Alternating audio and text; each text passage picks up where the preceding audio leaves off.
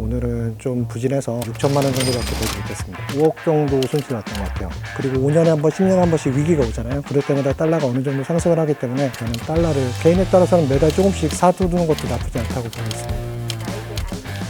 잠깐 그럼 물 한 잔. 그 정도예요? 네, 안녕하세요. 저는 기업은행 자금운용부 외환운용팀 임기묵 차장이라고 합니다. 저희가 1일 목표가 데일리 저 같은 경우는 하루에 한 8천만 원 정도 벌어야 되는데요. 오늘은 좀 부진해서 한 6천만 원 정도밖에 벌지 못했습니다. 네.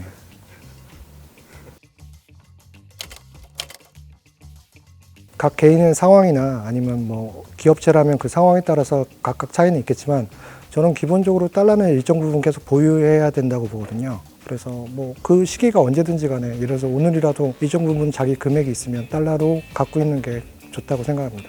부동산이나 그런 주식시장 같은 자산시장은 기본적으로 이제 위험 자산이기 때문에 그런 자산을 해지하기 위해서라도 저는 달러를 개인에 따라서는 매달 조금씩 사두는 것도 나쁘지 않다고 보고 있습니다. 다른 파생상품이나 금융상품과 다르게 미국이라는 가장 강대한 강대국의 통화잖아요. 결국 미국이란 나라가 망하지 않으면 달러는 결국 가치가 많이 하락하진 않을 테고, 그래서 일정 부분 달러를 보유하고 있는 것은 개인들의 자산 포트폴리오 구성에서도 어떻게 보면 보험성의 기능도 있고요. 좋은 방안이라고 생각합니다. 그리고 5년에 한 번, 10년에 한 번씩 위기가 오잖아요. 그럴 때마다 달러가 어느 정도 상승을 하기 때문에 그때 이제 차익 실현을 하면은 안정적인 수익을 거둘 수 있다고 저는 생각하고 있습니다.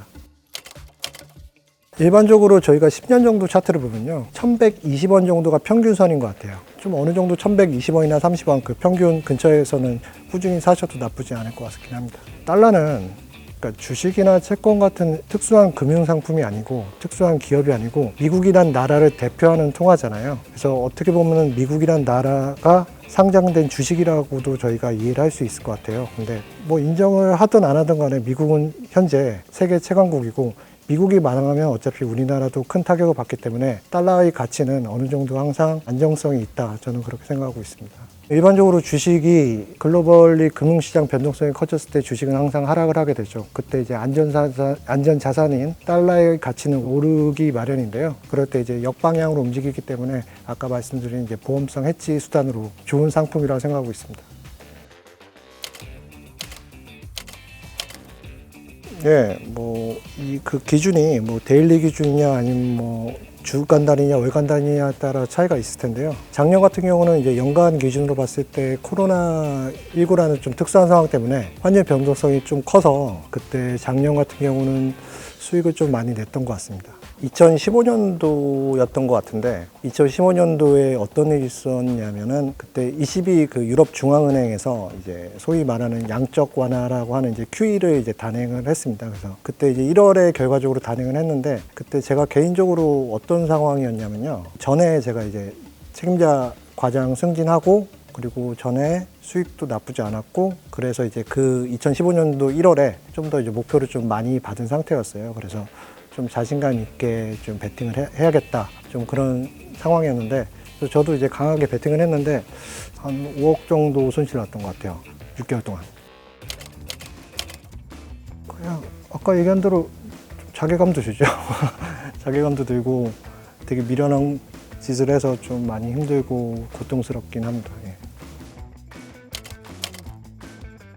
작년에 이제 코로나19 때문에 이제 저희가 뭐 따로 이제 뭐 피트니스나 이런 데서 운동도 좀 못하게 되면서 계단 오르기라도 해야겠다 해서 작년에 처음 시작은 23층이 아니고 이제 한 15층 정도 그렇게 했다가 이제 꾸준히 시작하게 됐고요. 최근에 이제 1년 반 넘게 지금 하고 있는데 루틴인 데서 아까 말씀드렸듯이 계단 오르면서 그냥 오르면 너무 힘들잖아요. 그래서 약간 뭐 동영상이나 뭐 관련된 뉴스 같은 거 찾아서 들으면서 그렇게 오고 있습니다. 아까 말씀드렸던 손가락을 계속 움직여야 되기 때문에 그렇고 집에 가서도 계속 보고 이렇게 24시간 신경을 쓴다는 것 자체가 어느 정도 좀 체력을 요구를 하는 것 같긴 합니다. 예, 주말에 보고 있고 아까 뭐 말씀드렸던 그런 거 그 부분을 좀 개인적인 일이 있었는데 그때 말씀을 잠깐 드리자면 한 5, 6년 전에 제가 에버랜드에 5월 1일 날 한번 저희 애들 데리고 놀러 간 적이 있었어요. 근데 5월 1일이 이제 메이데이인데 일반적인 그러니까 다른 나라 공휴일이 아니잖아요. 제가 그때 호주 달러를 베팅을 좀 크게 했었는데 한 12시쯤에 호주 달러 관련된 지표가 나왔는데 제가 예상한 대로 그때도 잘 맞게 지표는 나왔거든요. 근데 그렇게 지표가 나왔는데 환율 움직이면 이제 이상하게 가는 거예요. 예상대로 안 가고. 그래서 거기서 애들이랑 지금 놀아야 되는데 자꾸 그 생각 때문에 아예 뭐 좀 즐거운 휴일을 망쳤던 기억이 있거든요. 그래서 그때 이후에는 좀 개인 생활도 좀 중요하고 그런 생각이 들어서 주말이나 휴일을 앞두고는 좀 어느 정도 거래를 좀 자제하고 있습니다. 네. 그때 사진도 별로 없는 것 같습니다. 그러니까 좋은 아빠로 돌아가신 건가요? 예, 좋은 아빠로 돌아가려고 노력을 하는데 이게 참 중독성이 있어서 그래도 이게 뭐 주식하시는 분들은 알겠지만 계속 보게 되더라고요. 이제 계속 수시로 보게 되고 그래서 쉽지 않은 것 같습니다.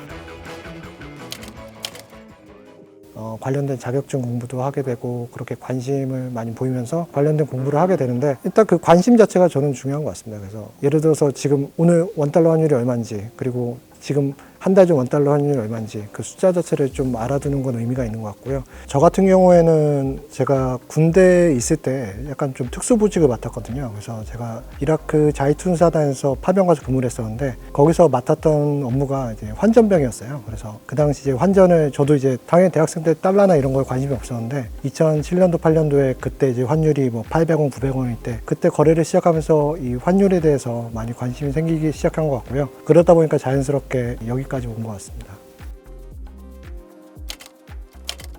딱히 그런 건 없고요. 이제 저희 팀 같은 경우도 전공이 매우 다양한데요. 저도 러시아어를 전공했고요. 옆에 친구는 중국어, 이쪽 친구는 이공계인 걸로 또 알고 있습니다. 가장 특이한 과를 갖고 있는 직원들. 제가 제일 특이하죠. 러시아어가 제일 상관없을 것 같은데. 사내 교육만으로도 외환 딜러가 될 수가 있나요?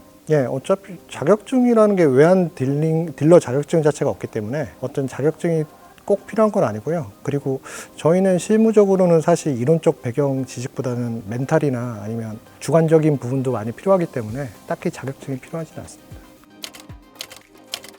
기본적으로 금융연수원이나 이제 외부 이제 위탁 교육을 통해서 저희가 기본적인 이제 이론적인 지식은 있어야 되잖아요. 그래서 뭐 규정이라든지 여러 가지 이제 이론적인 지식을 많이 습득을 하고요. 그리고 또 다른 하나는 저희가 실질적으로 이제 딜러가 되기 전에 시뮬레이션은 좀 필요하기 때문에 모의 트레이딩도 실시하고 있습니다. 그래서 주식이라든지 달러라든지 모의 트레이딩을 통해서 당장 딜러는 아니지만 앞으로 이제 지망하는 직원들이 잠재력이 있는지 확인하고 있습니다. 근데 그런 사람도 있어요. 그러니까 저희가 아까 키패드로 거래한다고 했잖아요. 근데 실제로 저희가 다른 상품이나 다르게 진짜 초단위로 계속 샀다 팔았다 되게 빨리 해야 되거든요. 그래서 저는 안 그러는데 정말 이걸 빨리 하기 위해서 아침에 9시 장 시작 전에 키패드를 물티슈로 닦는 분도 계신다고 하더라고요. 그리고 이제 정말 이제 빨리 해야 될 때 8시 59분부터 이제 좀 손가락 운동도 하고 있고, 예, 그래서 이렇게 손가락 풀고 있습니다. 예. 그런 사람도 있습니다. 저는 그러진 않는데. 그렇죠. 옆에 거 누르면 이제 반대 거래가 되니까. 다른 은행 대비 이제 저희 IBK 기업은행은 환율 고시를 제일 많이 하고 있습니다. 제일 많이 하는 이유는 고객분들에게 최대한 정확한 환율을 제시하고 싶은 이유 때문에 그렇거든요. 거의 매일 인터넷 뱅킹 각 은행 찾아가 보시면 최종 회차 환율이 나옵니다. 근데 저희는 항상 한 1000회차 이상을 하고 있는데 시중은행들은 거의 300회차 미만이거든요. 그 얘기는 저희가 제일 자주 환율을 바꾼다는 얘기고요. 최소한 고객분들이 살 때 팔 때 억울한 입장은 안 되게 고시를 자주 하고 있습니다. 그래요. 잠깐 물 한 잔. 그 정도예요? 저에게 IBK란 달러인 것 같습니다.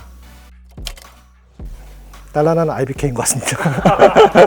그러니까 미국 달러처럼 이 세상에서 가장 강력한 통화고요. 그리고 미국 달러처럼 어떤 위기가 왔을 때 언제든지 든든한 지원군이 될 수 있는 은행이기 때문에 저는 IBK가 달러라고 생각합니다.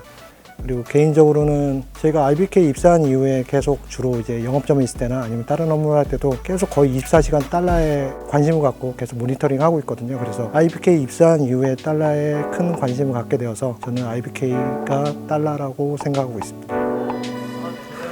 네, 감사합니다. 끝난 거죠, 이제? 네.